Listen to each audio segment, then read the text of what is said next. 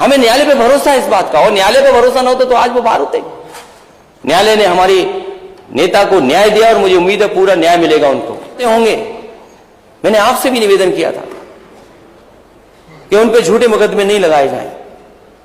मैंने देश के प्रधानमंत्री जी से भी निवेदन किया था कि उन पे झूठे मुकदमे नहीं लगाए जाएं। उन्होंने बताया कि बरेली विकास प्राधिकरण भ्रष्टाचार का अड्डा बन गया। खैर, मैं आपसे नेता सदन ये कहना चाहता हूं, नियम सबके लिए बराबर है, कानून सबके लिए बराबर है। अगर कोई गलत करता है कानून के अंदर कार्रवाई होनी चाहिए, लेकिन ये तरीका नहीं होना चाहिए नेता सदन। और हमने तो बहुत करीब से देखा है, हमारी पार्टी के वरिष्ठ नेता मोहम्मद आजम खान साहब, कितने मुकदमे उन पे लगे। शायद पॉलिटिकल कैरियर में अध्यक्ष महोदय, पॉलिटिकल कैरियर में अध्यक्ष महोदय इतने मुकदमे किसी पॉलिटिकल लीडर पर नहीं लगे होंगे जितने लगाए गए। और ये लगे नहीं, लगाए गए हैं। जिस समय वहां पर मुकदमे लिखाए जा रहे थे, मैंने उन लोगों से बात की जो मुकदमे लिखाने जा रहे थे। मैंने उनसे पूछा कि आखिरकार तुम क्यों मुकदमा लिखा रहे हो। उन्होंने कहा कि हम पे इतना दबाव है कि जिसकी हम कल्पना नहीं कर सकते, और अगर हम मुकदमा नहीं लिखाएंगे तो हम जेल भेज दी जाएंगे। तो सोचिए, सरकार ये कर रही है। सरकार को न्याय दिलाने का काम करना चाहिए,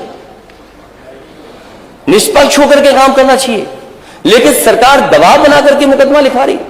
वहां के जो जिलाधिकारी महोदय थे, मैं उन्हें अच्छी तरह जानता हूं, क्योंकि वो उनको जब उत्तर प्रदेश कैडर में आना था तो उत्तर प्रदेश में कैडर में लाने के लिए उस समय समाजवादी सरकार ने ही काम किया था। मैंने उससे खुद फोन पे बात की और मैंने उनसे कहा कि ये बहुत समाज के लिए काम कर रहे, कोई अपने लिए काम नहीं कर रहे हैं। अगर यूनिवर्सिटी बनाई है तो समाज के लिए बनाई है, उन्होंने अपने लिए यूनिवर्सिटी नहीं बनाई है। और वो इस पीढ़ी के लिए तो है ही है, लेकिन आने वाली पीढ़ी के लिए यूनिवर्सिटी बन रही है। आप क्यों उनके खिलाफ कार्रवाई कर रहे हो? नहीं करनी चाहिए आपको कार्रवाई। लेकिन जिलाधिकारी का जिस तरीके का बातचीत थी, मुझे लगा कि किसी दबाव में वो काम कर रहे हैं। मैंने उनसे कहा कि आपको उत्तर प्रदेश में लाने का काम हमारी सरकार में हुआ था, लेकिन हमने आपसे कभी कोई गैर कानूनी काम नहीं कराया होगा, कभी दबाव नहीं बनाया होगा।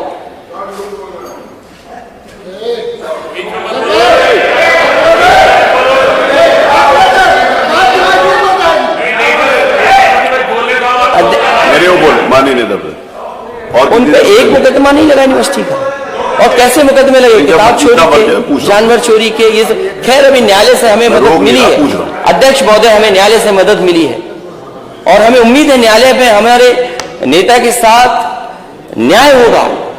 हमें न्यायालय पे भरोसा है इस बात का, और न्यायालय पे भरोसा ना होता तो आज वो बाहर होते। न्यायालय ने हमारी नेता को न्याय दिया और मुझे उम्मीद है पूरा न्याय मिलेगा उनको। लेकिन उससे पहले नेता सदन जानते होंगे, मैंने आपसे भी निवेदन किया था कि उन पे झूठे मुकदमे नहीं लगाए जाएं। मैंने देश के प्रधानमंत्री जी से भी निवेदन किया था कि उन पे झूठे मुकदमे नहीं लगाए जाएं। लेकिन आप सोचो, केवल राजनीति के लिए उन्हें फंसाया जाए, राजनीति के लिए उन्हीं पे मुकदमे लगाए जाएं। सरकार मैंने भी चलाई, अध्यक्ष महोदय। अगर हमारे सामने कोई आ जाता था, अगर सामने अन्याय की बात जनता दरबार में, हमारे नेता सदन जाते हैं जनता दरबार में, आप लोग जनता दरबार चलाते हैं, कई बार सूचनाएं मिलती हैं कि पुलिस अन्याय कर रही है, पुलिस पे कार्रवाई होती थी और न्याय मिलता था, और अगर दोषी होता था तो वो जेल जाता था। ये कोई नई बात नहीं हो रही जो आप कर रहे हैं, आप केवल डराना चाहते हैं, और ये अंग्रेजों का जो डिवाइड एंड रूल है वो डिवाइड एंड रूल करना चाहते हैं। डिवाइड एंड रूल का हिस्सा ये भी है कि विपक्ष में भी मतभेद बना के रखो।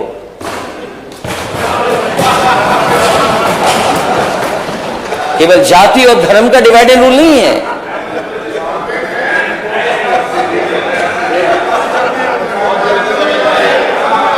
ये डिवाइड एंड रूल शायद अध्यक्ष महोदय, एक मिनट, ऊपर जो सिक्योरिटी वाले हैं इस बात को चिन्हित करें, अगर किसी ने बोला तो उनको हटाएं वहां से।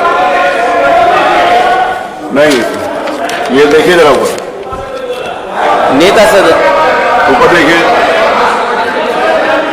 मैं आप दिखा रहा हूँ, मैंने ऐसा कुछ नहीं, उस अलाउड नहीं है, अगर किसी ने किया तो उसको सजा मिलेगी।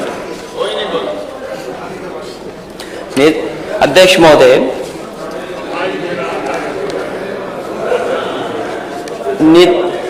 आदरणीय अध्यक्ष महोदय, केवल इसलिए मुकदमे उन पर हैं कि उन्होंने यूनिवर्सिटी बनाई है, और यूनिवर्सिटी बनाना कोई गलत नहीं काम है।